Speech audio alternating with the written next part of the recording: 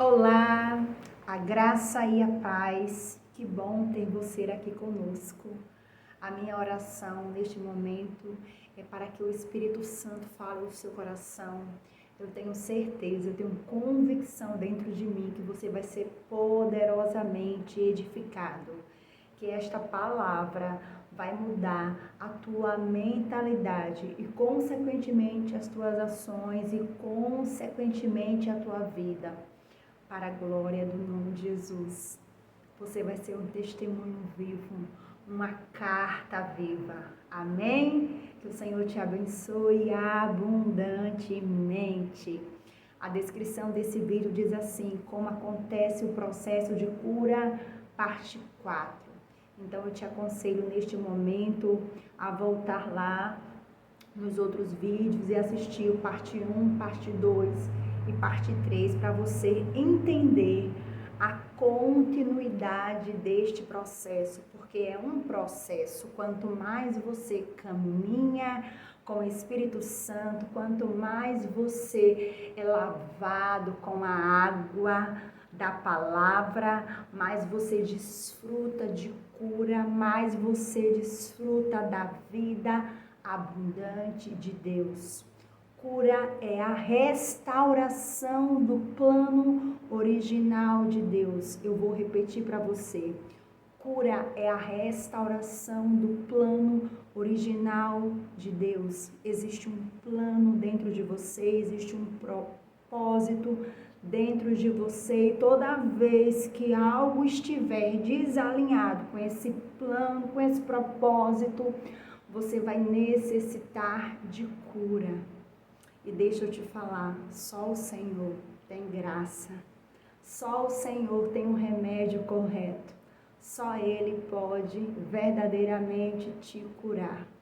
Como é maravilhoso perceber a mão do Senhor trabalhando dentro de nós.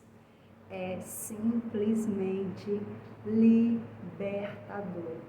Uma coisa é alguém olhar para dizer, olhar para você e dizer assim, como você está bem. Outra coisa é o teu Criador sussurrando dentro de você, que você está bem, que você é liberto, que você é amado, que você verdadeiramente é a semelhança dele. A minha oração neste momento e o meu objetivo com este vídeo, aliás, o nosso objetivo, o meu e do meu amigo Espírito Santo, para com esse vídeo, é para que você experimente dessa vida, para que você verdadeiramente seja tocado por dentro e para que verdadeiramente você consiga ouvir a voz do seu Criador no seu coração. Amém? Provérbios 28:13 diz assim: quem esconde os seus pecados não prospera, mas quem confessa e os abandona encontra misericórdia. Eu li o texto base para você, esqueci de dizer, nesse processo parte 4, a gente vai falar hoje de arrependimento e confissão de pecados. Arrependimento e confissão de pecados. Como acontece o processo de cura, parte 4, arrependimento e confissão de pecados. Então a gente vai para o texto base, o primeiro texto, que diz assim, Provérbios 28:3. Quem esconde os seus pecados não prospera, mas quem confessa e os abandona encontra misericórdia. Confessar os pecados significa ter um relacionamento verdadeiro com o Senhor. Confessar os pecados significa ser transparente com o Senhor. Confessar os pecados significa dependência no Senhor. Por quê? Porque nós não produzimos santidade em nós mesmos. É o Espírito de Deus que produz a santidade em nós. Quando eu estou confessando os meus pecados, eu estou dizendo para o Espírito Santo que eu não aceito estas transgressões na minha alma. Eu estou dizendo para ele que concordo com tudo que está escrito na palavra e que eu quero viver verdadeiramente o que está escrito. Quando eu confesso, quando eu coloco nas mãos dele, ele libera graça. E verdadeiramente ele vai na raiz do problema e aniquila da minha alma. Para tanto, eu preciso confessar, não encobrir. E o texto diz que aquele que não confessa, aquele que encobre, ele não prospera. A prosperidade não está ligada apenas à questão financeira. Prosperidade é uma vida plena e abundante. Primeiro com o nosso Deus, com o nosso Criador, nos relacionando com Ele, tendo paz com Ele, desfrutando da sua presença, ouvindo a sua voz no seu coração, porque quando verdadeiramente a gente está desfrutando da presença do Senhor, a gente tem paz em abundância, a gente tem alegria em abundância, a gente tem os nossos relacionamentos restaurados, a sabedoria divina flui do nosso coração, as conexões chegam, ele vai à nossa frente, endireitando os caminhos tortuosos. Prosperidade é algo divino. Então, escute na autoridade do nome de Jesus sobre a importância do arrependimento e da confissão dos pecados. Em hebraico, a palavra pecado significa shatat, da raiz shet, que significa errar o alvo. Pecado significa errar o alvo. Então, todas as vezes que eu não estou andando em conformidade com a palavra, eu estou errando o alvo. Todas as vezes que os meus sentimentos falam mais do que o que está escrito, eu não estou andando em conformidade com a palavra. Todas as vezes que eu falo uma coisa e no âmbito da ação eu faço outra, eu não estou andando em conformidade com a palavra, para tanto eu estou errando o alvo. Para tanto, eu estou em pecado. Muitas das vezes a gente gosta, a gente tem a mania de julgar o pecado alheio, achando que o pecado alheio é maior que o nosso. Mas a palavra diz que a quem mais é dado, mais é cobrado. Quanto mais você tem acesso à palavra, quanto mais você se expõe à presença, mais você será cobrado. Por quê? Porque agora você tem conhecimento, porque agora a luz chegou até você. Então, pecado é errar o alvo. Pare agora, medite, pergunte a você mesmo, pergunte ao seu amigo Espírito Santo, aonde você está errando o alvo. Romanos 14, 23, parte C, diz assim, para fundamentar ainda mais o que a gente está falando. E tudo que não provém da fé é pecado. Romanos 14, 23. E tudo que não provém da fé é pecado. Se eu não estou andando em fé, em conformidade com a palavra, eu estou errando o alvo. Consequentemente, eu estou pecando. Por favor, eu quero que você ouça com bastante atenção agora. Amém? Se você acha que não precisa se arrepender, se você acha que não precisa confessar, se você acha que não precisa abandonar as velhas práticas, se você acha que está sempre correto, saiba que você está ignorando o ministério do Espírito Santo, que é revelar Jesus em nós. O Espírito Santo pairava sobre as águas quando a terra era sem forma e vazia. Nós nascemos de novo, temos a vida de Deus dentro de nós, mas a nossa alma não nasceu de novo. A nossa alma precisa ser subjugada pelo Espírito. Quanto mais eu confesso as minhas transgressões, mais eu dou legalidade para o Espírito Santo trabalhar dentro de mim. Jesus disse que o que contamina o homem não é o que entra pela boca, mas o que sai, porque o que sai é o que flui de dentro do coração. Então não ignore a obra do Espírito Santo. Deixe verdadeiramente Ele revelar Jesus em você. Só Ele pode produzir santidade em você quando você se arrepende e quando você confessa para Ele as suas fragilidades e limitações. Só Ele pode te dar, manifestar, na verdade, essa graça santificadora em você. Amém?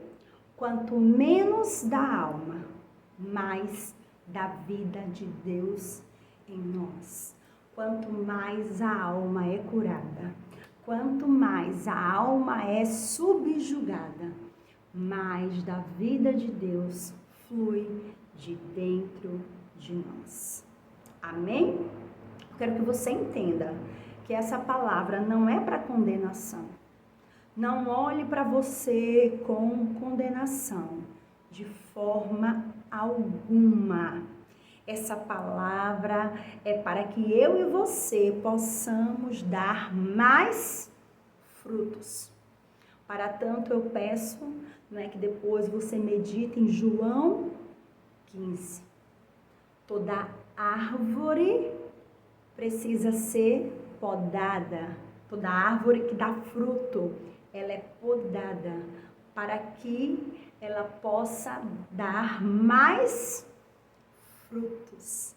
Então essa palavra não é para te condenar. Eu não vim aqui com esse objetivo. O Espírito Santo, ele não te condena. Ele te leva verdadeiramente a esta vida que já está dentro de você. Amém? Você já parou para pensar por que foi necessário a vinda de João Batista antes de Jesus? Eu vou repetir. Você já parou para pensar por que foi necessário a vinda de João Batista antes de Jesus? João Batista veio para preparar o caminho. Ele pregava o batismo de arrependimento. Ele dizia: arrependei-vos, pois é chegado o reino de Deus. Quando Jesus começou a ministrar, ele também ministrava acerca disso. Ele dizia: arrependei-vos, pois é chegado o reino de Deus. Aleluia, aleluia. Isso nos ensina um princípio importantíssimo para a nossa caminhada cristã. Eu vou repetir. Isso nos ensina um princípio importantíssimo para a nossa caminhada cristã. Todas as vezes que a gente se arrepende, a consciência do reino a qual a gente habita cresce dentro de nós. Todas as vezes que a gente se arrepende e confessa, aleluia, a gente desfruta da vida abundante, do reino de Deus que está dentro de nós. A gente desfruta de paz, de alegria e de justiça. De paz, de alegria e de justiça. Quando a gente confessa, aliás, quando a gente se arrepende e confessa, a gente está calando todas as vozes contrárias, todas as vozes de condenação. Não deixa nada ficar na tua alma. Não tenha vergonha do teu amigo Espírito Santo. Confessa para ele as tuas limitações. Por muito tempo eu fiz isso. Quando ele começou a sinalizar no meu coração, eu comecei a fazer.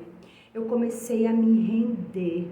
E ele começou a me ensinar: filha, não é você que vai produzir santidade com a sua força. Deixa eu produzir santidade em você. Confessa para mim todas as tuas fragilidades, todas as tuas limitações. Deixa eu tratar com você. E foi assim que eu fui me curando, me libertando por dentro. Deixa eu te falar algo. Ninguém tropeça em pedra grande. Por quê? Porque a pedra grande você está vendo e você vai sair de frente dela para não tropeçar. Geralmente a gente tropeça em pedra pequena. Então, o que eu estou falando para você parece ser algo muito pequeno, mas que se não for tratado, cuidado, pode se tornar muito grandioso, sabe? Certa vez eu estava chegando com uma amiga minha na igreja e quando a gente chegou, o rapaz do estacionamento olhou para ela e chamou ela de reverenda. E automaticamente no meu coração, no meu coração, não, na minha alma, bateu aquele sentimento de inveja. Ele nem falou comigo, ele também nem me chamou de reverenda. Foi ali que eu comecei a entender. Foi ali na hora que startou, que o Espírito Santo começou a dizer para mim: ei, lança sobre mim. Fala isso comigo. Eu não quero que nem uma pontinha, eu não quero que nada impeça o meu relacionamento com você. E eu comecei a confessar para ele, eu disse: Espírito Santo, olha que pensamento horrível, que não condiz com a minha nova natureza. Eu não aceito este pensamento. Eu coloco ele nas tuas mãos. O que foi que ele fez? Ele foi cuidando de mim. Ele foi tratando tudo que precisava ser tratado. Ele foi curando nada, tudo que precisava ser curado. Eu te aconselho, depois desse vídeo, você meditar lá em Gálatas 5:22, para você ler um pouco sobre as obras da carne. Repito o que eu falei anteriormente: ninguém tropeça em pedra grande. Então não deixa nada. Não deixa nada ficar na tua alma, não deixa nenhuma semente se transformar em raiz. Pergunta ao Espírito Santo. Pergunta. Amém? 1 João 1,9 diz assim: se confessarmos os nossos pecados, Ele é fiel e justo para perdoar os nossos pecados e nos purificar de toda injustiça. Se confessarmos os nossos pecados. Deixa eu abrir um parêntese e explicar algo para você. Todos os teus pecados, todos os meus pecados já estão perdoados. O sacrifício de Jesus na cruz foi perfeito. Já existe perdão. Mas quando a gente abre a boca, quando a gente se arrepende, quando a gente confessa, a gente está tomando posse, aleluia, do que foi feito na cruz. Nós estamos dizendo que concordamos com a palavra, que concordamos com tudo o que foi feito. Nós somos a noiva de Cristo. Imagine um relacionamento em que as pessoas se magoam e não pedem desculpas. Como é que esse relacionamento fica? Esse relacionamento não fica um relacionamento saudável. Deixa eu te falar algo aqui. Ele é fiel, Ele é misericordioso, Ele é justo, Ele sempre vai te amar, independente de... A questão é que a gente para de ouvir, a gente perde a sensibilidade, a gente deixa de sentir a presença. Quando a gente não se arrepende, quando a gente não confessa, as vozes contrárias, os ventos contrários, eles ganham mais forças. E parece que a gente está tão distante de Deus. Ei! Ele não quer você distante dele. Você é a igreja. Você é a noiva de Cristo. A noiva é pura, é santa, é imaculada. Então se arrepende e confessa sempre que houver necessidade. Pede para o Espírito Santo sondar o teu coração, esquadrinhar o teu coração e ver se tem algo que não apraz ao teu Senhor. Quando Ele sinalizar para você, confessa, confessa, confessa. Amém? Glória a Deus por isso. Quando nos arrependemos e confessamos, estamos tomando posse do perdão que já foi liberado. Estamos calando as vozes da condenação e, sobretudo, estamos mantendo uma relação de amor com o nosso Senhor, pois confiamos nele. Estamos dizendo para a nossa alma que a nossa natureza é divina.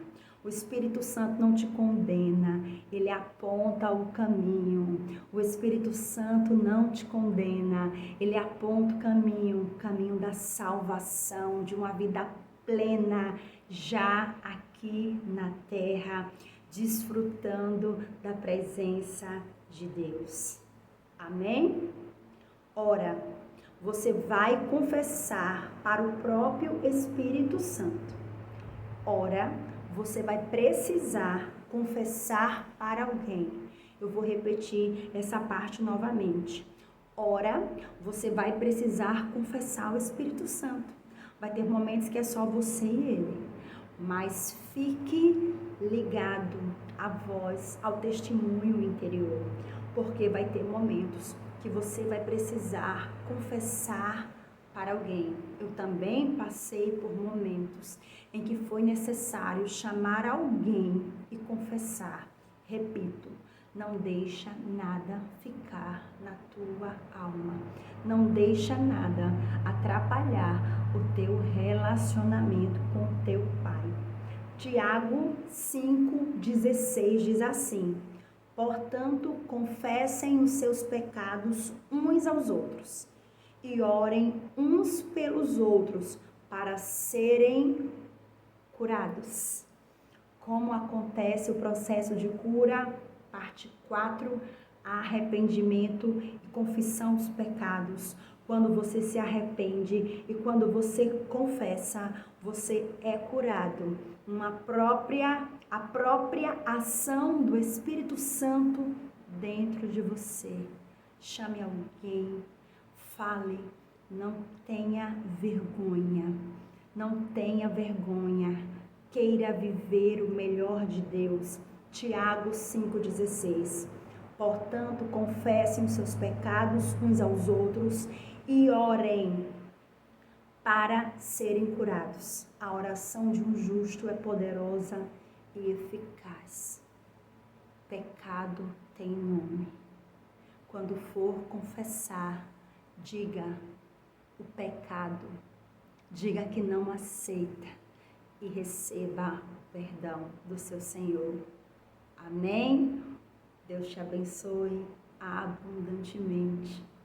Aquele que confessa, prospera. Cheiro.